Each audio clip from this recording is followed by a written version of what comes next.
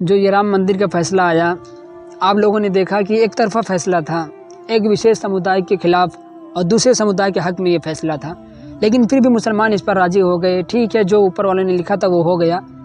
22 جنوری کو رام مندر کا ادگھاٹن ہے، پورے ملک سے لوگ وہاں آئیں گے، اس ادگھاٹن میں شامل ہوں گے۔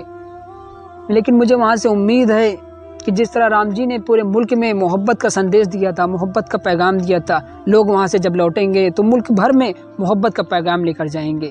اس ملک میں نفرت بہت زیادہ بڑھ چکی ہے، آپ دیکھتے ہوں گے کتنی زیادہ ہندوستان میں نفرت بڑھ چکی ہے۔ ہندو مسلم کی راجنیتی ہو رہی ہے، مندر مسجد کی راجنیتی ہو رہی ہے، یہ راجنیتی ختم ہوگی۔ مجھے یہ امید ہے کہ لوگ آج ایک سمودائے کو ٹارگیٹ کر رہے ہیں، خاص طور سے مسلمانوں کو لوگ ٹارگیٹ کر رہے ہیں۔ آپ کسی بھی اسٹیٹ میں چلے جائیے، ہر جگہ مسلمانوں کو ٹارگیٹ کر رہے ہیں۔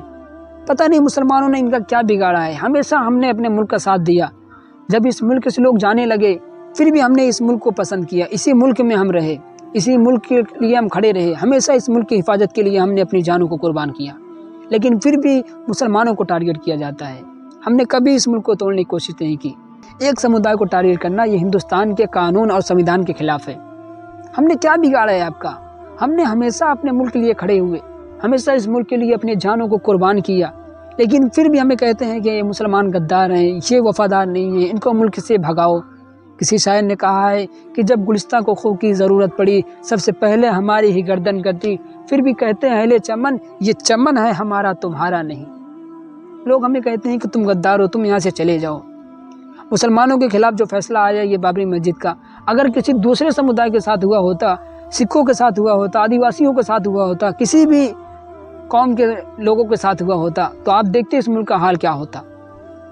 لیکن مسلمان ہمیشہ امن پسند تھا، ہمیشہ اپنے ملک کے آئین کو، اپنے ملک کے سنویدھان کو بچایا، اور جو کورٹ نے فیصلہ کیا اس پر ہم اٹل رہے۔ لیکن پھر بھی لوگ کہتے ہیں کہ مسلمان دہشت گرد ہوتے ہیں، مسلمان ایسے ہوتے ہیں، مسلمان ویسے ہوتے ہیں۔ ہم کبھی بھی اپنے ملک کا برا نہیں سمجھے کہ ہم اپنے ملک کے ساتھ غلط کریں۔ یہ ہماری حدیث، یہ قرآن کہہ رہا، ہمارے نبی یہ پیغام دے رہے ہیں کہ جس ملک میں رہو اس ملک سے محبت کرو۔